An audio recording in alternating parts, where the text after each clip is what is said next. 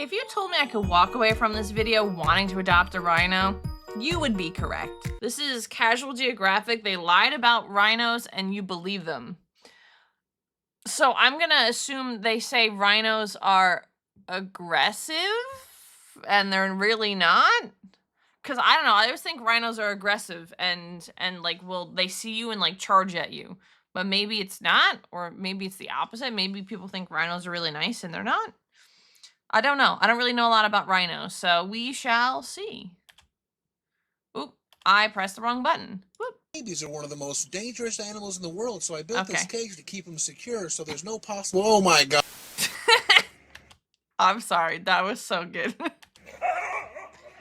Rhinos are armor-plated puppies, and I'm tired of y'all acting like they're not. I feel bad for that rhino. Not just because he clearly didn't mean to scare that dog. He'd apologize if he could. But because this ancient Chungus horse is tragically misunderstood. And I get that they're dangerous. They're part of Africa's Big Five. And the experience of being chased by one will have you grateful to be alive. But they're also probably the only ones that'll cuddle you and let you survive. What I didn't realize is that baby rhinos have no concept of stranger danger. They're like several hundred pounds of zoomies packaged into a pachyderm, and they'll recruit whoever to join them. And I know I'm not supposed to humanize them for their good, but you're gonna have a hard time telling me I'm not watching a tank toddler trying to play with a wildebeest, and the wildebeest actually choosing to humor him. Especially since here, you can see him messing with an entire herd, and from the way his mother got everyone's act together, I can guarantee you that wasn't the first time. For an animal thought to be solitary and antisocial, rhinos have an interesting habit of bonding with completely different species. How can this type of innocence... Okay, I literally was just flabbergasted for an entire minute straight, but that is so cute. There's puppies. Yeah, look at the puppy. Ace Ventura flashbacks? I don't remember.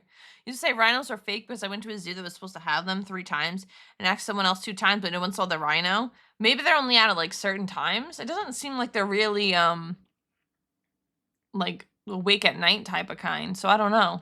Be denied. That rhino could easily turn that muntjac into a wet spot, yet I'm supposed to believe this stressed unicorn's a monster? And I didn't even mention the fact that the same behemoth that can send lion prides packing also sounds like a whining land whale. Like, I did not think I could love them more, but here we are. Even the clips of them allegedly being aggressive really just looks like a little guy starting stuff out of ego and a rhino begrudgingly ending it. I can just hear him saying, come on, is this really what we need to be doing here?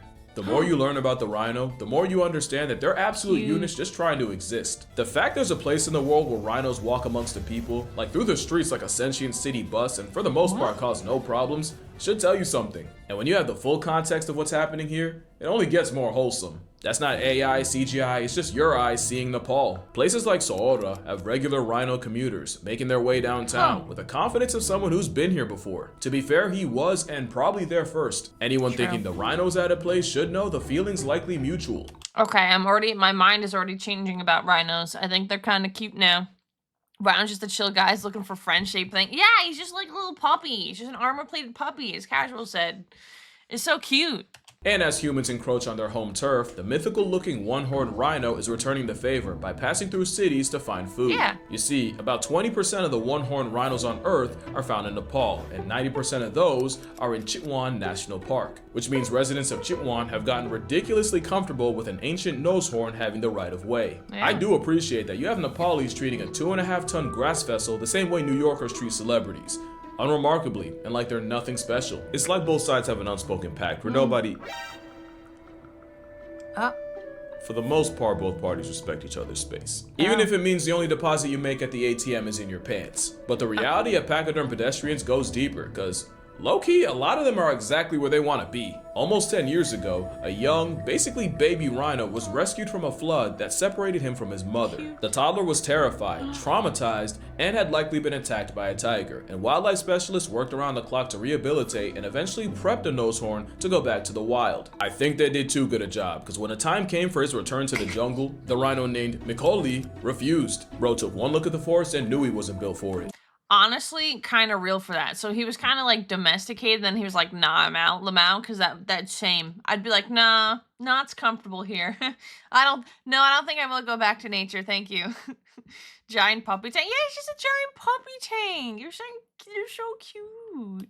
So every time they tried to free Mikoli, like a plus-size homing pitching Begoli would be right back. So now he, and many rhinos like him, are a consistent presence in the Nepalese streets, to the point where locals can recognize individuals. Shout out to Nepal, like for real, I've already ran my mouth too much to make any more promises, but I gotta hit Chitwan and see this for myself. from a respectful distance. Yeah. The concept of an animal many see as mammalian road rage coexisting with people is an image more people need to see. To be fair, these are Indian rhinos. The black ones are the ones folks say you gotta watch out for. What? Black rhinos are considered the most on sight, which is impressive considering sight is their worst sense. Black rhinos are said to be wildly aggressive, and scientists have watched them get triggered by tree trunks and termite towers. And the same rhino rage bait that'll buck up to. So there's nice rhinos and there's mean rhinos that will attack you? That's not nice. I don't know why when he said rhino, I thought it was... I just got like flashbacks to like Diablos, and I don't know why. And I was like, oh god, Diablos. Butterflies has one of the highest mortal combat rates of any mammal, with 50% of males dying by the horn of another, and 30% of females also flatlined by their own kind. So you see why scientists just labeled them as angry rhinocidal introverts. But turns out we were off. They're a lot more social than we thought. And with special starlight cameras beyond my comprehension, we were able to see that black rhinos in the Kalahari Desert will have secret nighttime watering hole reunions with nearly 20 rhinos at a time. And they're the opposite of their reputation. You'll hear baby rhinos having playdates in the dark with excited squeaks of joy, and you'll see adults greeting each other as old heads do. We had no idea a battle unicorn could be so social. They could even be romantic. More social than me. Too. There was a documentary of this exact thing, and my favorite part was when a male tried to shoot a shot with a female who proceeded to ignore him for a bigger bull with a longer horn. And right Rip 07 to that one guy. To that poor rhino. 07, you tried, homie. when it looked like the Giga Chad was about to score, Rhino number 1 returned with an antelope skull on his face. Bold move, Cotton, and wouldn't you know, his weird vibe managed to win her over, and she actually decided to go with him. See, Chad, it's okay to be a little bit of a freak. you just be yourself, Chad. Now he got that drip. Yeah, he does. Fortunately, he clearly didn't expect to get that far, because when the time came, he couldn't. I did not think I was gonna get secondhand embarrassment from a rhino. Somehow in complete darkness, the lights were just too bright, and because an animal half blind definitely can't read a room, the female was only able to get rid of him by pretending to be asleep. I'm not saying this is relatable, but a certain demographic definitely felt that one. And it turns out, there might be a reason why we got black rhinos so wrong. It's the fact that scientists would only study them during the day, i.e. when life in the Kalahari is at its hottest, and what they thought was antisocial behavior was really just rhinos pressed by heat stress and trying to save energy. Okay, same. I also get heat stress because the sunlight is too warm and I don't like. He tried. Oh, poor baby. That heat at that size, it makes sense why they'd be ornery. It's kind of like how people used to think male lions didn't hunt, but only because where lionesses catch prey in the open plains, male lions usually catch them slipping in thick brush, where it's harder to record. Sometimes it's not looking in the right place. It's got to be the right time too, because even the big bad black rhino has a social hour. Now all this talk of Indian, black, might have you confused. There's a lot of rhinos, enough to lose track. We gonna run through the rhinos, but first you should know that the rhino party used to be poppin'. The Rhinoceratidae family has a glorious history. There was a time where you had a type of rhino for every niche you see today. Some acted like horses, some moved like hippos, a few took the roles of tapirs and elephants. When they say some move like hippos, it's actually genuinely terrifying sentence. And there was even one rhino that was basically giraffe coded. Fun fact, the largest land mammal to ever live was a rhino. Today there are 5 species, 2 in Africa, the black and the white rhino. And right about now you're probably as confused as kindergarten me when folks told me I was black, but I swore I was brown. Well, the white rhino was actually supposed to be wide, as in their wide mouth. It's the easiest way to tell them apart because you won't be able to unsee it. Black rhinos apparently got their name from their skin post mud bath. Think of that one. I was gonna say, I can't tell the difference between them and I thought that was just me. Okay. Elephant picture. But yeah, a big mouth and black face is basically how they got their name. In Asia, you'll find the last 3 types. The pride of Nepal is the Indian or one-horned rhino. They're the ones that look aesthetically ancient. Then you have the smallest species of rhino, the Sumatran, at barely 2,000 pounds. Mind you, rhinos are the 2nd largest land animal. They kind of look like hippos here though. They have a longer, hippos have long tail? No, hippos have a short tail, right? Yeah, they look almost the same. Yeah, I was gonna be like, I don't want to sound like I'm dumb, but I couldn't tell the difference between them. 2,000 pounds is basically baby girl weight. They also have by far the cutest children. Like, these genuinely look prehistoric. I really can't get a... They don't even look real. It looks a little terrifying. If you kind of like squint your eyes, it looks a little terrifying. Enough of this. Look at this dude. Just a woolly little guy. All right, let me lock in. And then you have the incredibly rare Javan rhino. Though to be fair, you could probably call any rhino rare. Matter of fact, let's run through where they stand. The white rhino has 2 subspecies. The southern white rhino went from less than 50 to now nearly 2,000. Okay. The northern white has 2. Just 2? Hello? That's the end of the sentence. 2 left, Fatu and Najin. We'll talk about them later. Black rhinos remain at less than 7,000, and estimates say that over 2,700 are southern central rhinos, over 1,400 are eastern black rhinos, and over 2,600 are southern black rhinos. There was also the western black rhino, but they got discontinued in 2011. We won't be seeing them again. The Sumatran species is said to stand at 34 to 47 left, with the northern Sumatran rhino 2 both female? No. Oh no. Oh, that makes me so sad. I just realized, is the video completely like cut out? We've been watching half the video this whole time. I'm so sorry. Anyway, it's fixed now. already extinct, but allegedly there's a tiny population somewhere in Myanmar. Actually, for their sake, no, there isn't. Then there's the Bornean rhino, said to have less than 5 left. Any other Sumatrans after that are Western Sumatrans. Don't get bored, we're almost done. But you also have the Indian and the Javan rhino, which are monotypic, meaning they have no subspecies, and their numbers are estimated at over 4,000 and about 50, respectively. So yeah, the rhinos aren't doing too hot, and some may be a history lesson for the next generation. Now, I know I said the armor puppy thing, but there's a difference between a pit bull and a piss fit that can rotate a Jeep. Most animals will ignore safari cars and the people in it. It's like the fourth wall. So it really says something that rhinos will showcase a habitual disregard for that. Maybe they just think it's like a friend, because it's like, oh, that kind of built like me, kind of built like a beef Wellington, you know what I mean? Dang, humans, SMH, true. Yeah, I wouldn't want to mess with rhinos. To be fair, I wouldn't want to mess with a lot of animals. they could just mess you up. Like, humans are, you know, like the main predator, but like, yeah, no, I'm not gonna mess with animals. That's a pass. And even though I literally gassed this same scene up, even this can escalate into an obituary, especially since these rhinos have something the ones in Africa don't. And that's the ability to punch holes in you with more than just a horn, as Indian one-horn rhinos also have sharp tusky incisor teeth that can bleed you. Locals in Nepal have gotten their legs and ribs fractured in attacks, and one man even went into Chitwan National Park to look for vegetables, and his dead body was later found with bite marks with rhino tracks nearby. In an area with elephants, tigers, and sloth bears, rhinos are some of the most dangerous animals alive. And mostly for an unfortunate reason. Rhinos might not be as blind as we used to think, and more recent studies put their vision at about the level of a rabbit. It's just that their long distance is really only good for clocking movement, and from over 100 meters they can't tell a tiger from a tourist, and prey PTSD means they'll crash out with extreme prejudice. But the rhinos don't exactly get off scot-free. Locals in Nepal protecting crops have put up electric fences, and rare one-horns have been found dead by electrocution. One of them was even pregnant, and poaching is still very much— That's like, I understand you want to keep your vegetables safe, but like, man, they can't even see if you put glasses on them. Ugh, they're so sad. Poor rhinos. Such a problem.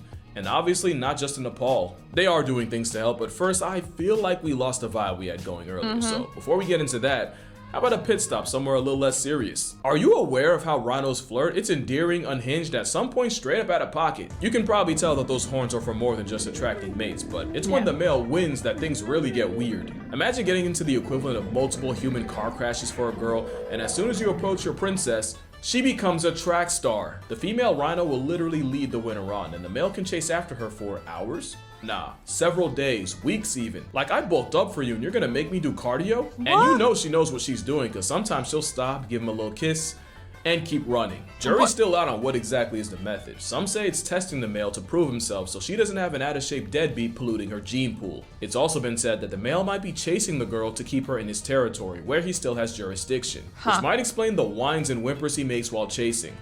See how my boy begging for it? Have some pride. It'd be like that. Sometimes they reverse roles, and the female starts chasing the male while whistling at him. So after getting a grown man to whimper like a no-no audio, she then catcalls him. I promised out of pocket. But if the habitual ritual leaves him with any pride, he'll capitalize and make the most of his time by spending up to an hour with his USB in her port, and can upload his DNA data nearly 90 times a session. That felt so dirty to say. Which is not only impressive for two animals the size of a sedan, that endurance is probably why people are obsessed with turning their horns into— okay, we'll get to that. A year and some change later, you'll get one fully cooked rhino calf, born weighing as much as a human.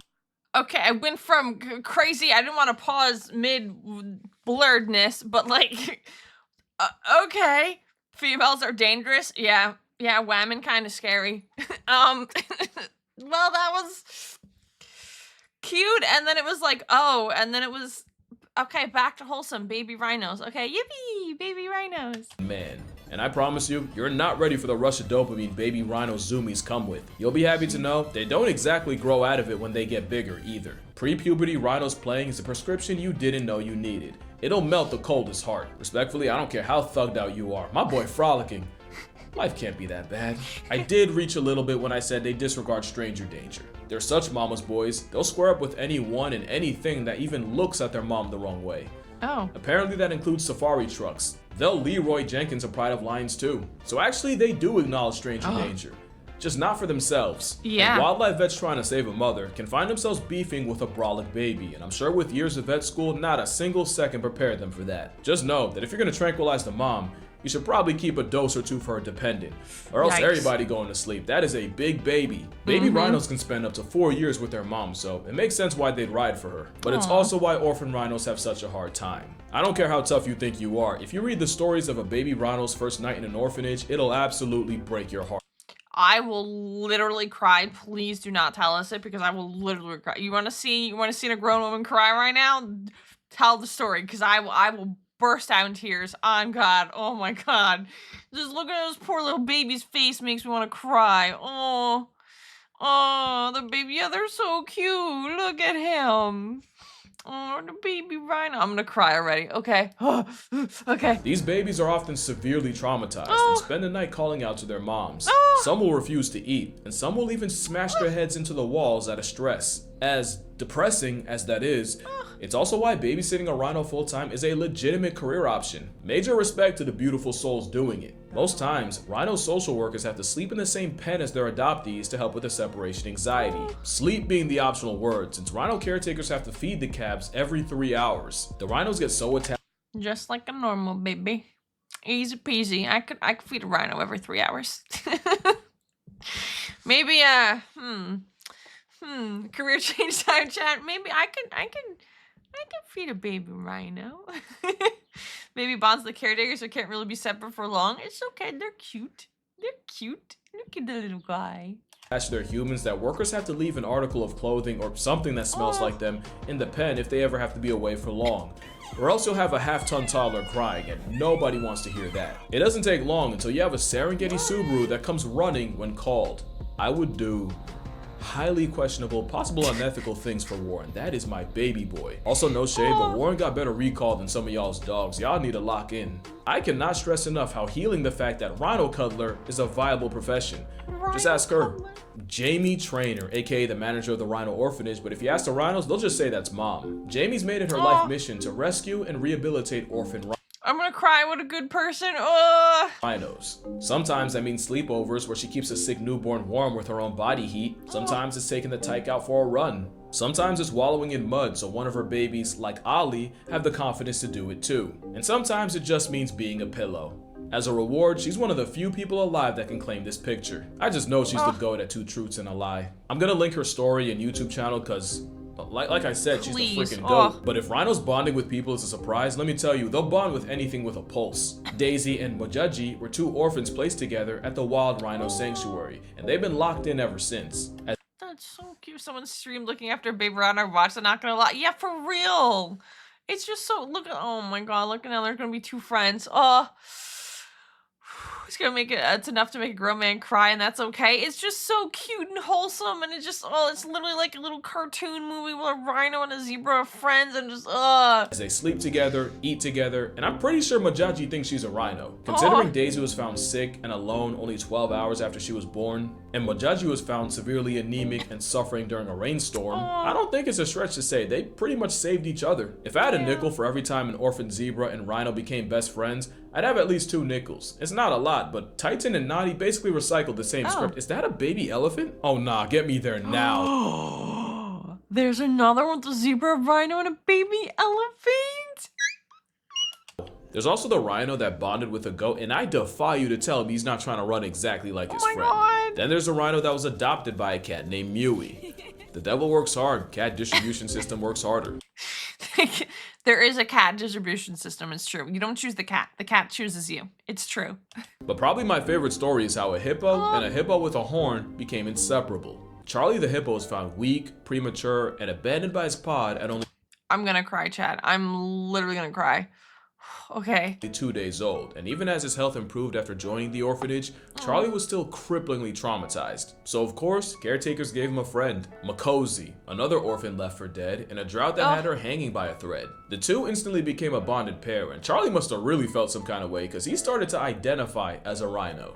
Hippos are normally active and eating at night and chilling in the water during the day, but Charlie would be on the clock whenever Makosi and the other rhinos were, which was daytime. More importantly, camping in the water is how hippos hide their skin from the sun. But rhinos don't mess with water like that, so neither did Charlie, even if his loyalty got him sunburns. They had to bring in a second hippo for Charlie, not just so he'd have another friend, but more so he'd remember who he actually is. Even with Makosi and Charlie spending more time with their own kind, they'd never go too long without checking in with each other. His name Moomin. This is so cute. Oh my god. Time to get the buckets. This is so cute and wholesome. Both eventually graduated from Zululand Rhino Orphanage and were released into the wild, and while they probably won't be seeing each other again, they saved each other in a way that should only exist in a movie. Now I know I've been ducking the elephant in the room, but be for real, you don't need someone on YouTube to tell you poaching is bad. Yes. Not only do you have people slaughtering over 2 tons of animal for like 5 pounds of horn, they're used for things like it goes from wholesome to really, really sad and depressing in 2 seconds flat. Okay. Oh god. medicine, curing hangovers, allegedly other stuff. But more importantly, as a status symbol, brother, it's keratin. It's in your hair and nails. You literally scratch your ass with status symbols. Like nails, the rhino's horn does grow back. The problem is humans harvesting it hacked the horn from so deep, the rhino's left with a gaping nasal cavity and half its face split open. And often the rhino's left alive. Some poachers have even gone as far as breaking into zoos and orphanages just to savage the rhinos there. I think we can agree poachers deserve a colonoscopy with a cattle rod, and it's not like people haven't tried everything to stop them. At one point, there was a conversation of injecting poisons and dyes into the rhino's horn to not only kill its value, but make it more detectable in airports, but that project was mostly a dud because the dyes didn't last that long and no horn was ever caught by airport scanners. A recent idea has scientists planting radioactive material into the horns to deter poaching. And then there's the obvious option of just filing the nails down, but again, like nails, the horns grow back and have to be retrimmed every couple of years. It just feels like most of the measures are just band-aiding the symptoms and not the problem, which reminds me of the fact that violence is not the answer. I mean, there's only so much they can do. They're trying everything, but yeah, they're gonna poach regardless, so. Humans were the real monsters all along yet again. Yeah, I'm not shocked. But life is multiple choice, so the best action might just be fighting fire with fire. Respect ain't even the right word for what I feel for a field ranger. The name ranger doesn't even do them justice. They're straight up Marines. No plug, no sponsor, but you should really watch this movie just to see how they train. And I don't think y'all are understanding. Being a field ranger means waking up every day to a job where you can get shot on sight. They don't just love animals, they live for them, and they're willing to die for them too. Obviously the circumstances aren't great, but honestly the image of an animal being protected by guards armed with assault rifles is kind of sweet. Yeah, it's kind of sweet in a way. It's kind of like, yeah, I'll protect this animal and save it. It's kind of sweet. Major shout out to the rangers of the world. Special shout out to the scientists too, especially the ones trying to revive an extinct species. Like I mentioned, Najin and her daughter Fatu are the last 2 remaining northern white rhinos on Earth. The last male sedan passed away in 2018 at the ripe rhino age of 45. And to make it even worse, Najin's weak legs and Fatu's compromised uterus means neither of them can birth a baby. That should be game over for the whole species. But in 2024, scientists actually succeeded in creating the world's first IVF rhino pregnancy, just with a closely related southern white rhino. Now the hope is that if they can repeat this just with the northern whites, we might be able to buy some time for the rarest rhino. Fatu and Najin's eggs have already been harvested and sent to a lab where they added the preserved baby batter of male northern white rhinos to create a pure embryo that was then frozen. Now it's just a matter of finding a suitable surrogate southern white rhino, and if all goes well, we might just live to see a baby northern white rhino for the first time in decades. We can only hope. But yeah, that's gonna do it for this video. No, it won't, because I really can't stress how low poachers will go and how bad it can get for the people fighting against them. You know, the same Zululand Rhino Orphanage where Charlie met Makosi, Well, that was only established after poachers raided the original Tula Tula Sanctuary in 2017, killing rhinos, assaulting staff, and doing things that I definitely can't repeat on this channel. They really be risking their lives to protect theirs, and they need all the support they can get, so I'm gonna be donating to both Zululand and Jamie's The Rhino Orphanage. Link in the description if you'd like to as well. Who knows, you might even see me out there. Or Nepal, I was not kidding. That is a gem that I want to see for myself. But for now, drink water, hug your mother, touch grass, hug your father, give your local rhinos the right of way, do not touch them, and I'm gonna see y'all in the next one. Oh, Casual's such a good person. Oh, I can't. Oh, there's more to this, but like, oh man, here's hoping. Yeah, I really hope. I don't like when animals go extinct, especially like rhinos aren't doing anything to hurt anyone. Oh. Wait, contact Sir Attenborough with a rhino calf named Nikki that was born blind and raised by humans. And yes, those sounds are from Nikki. Oh.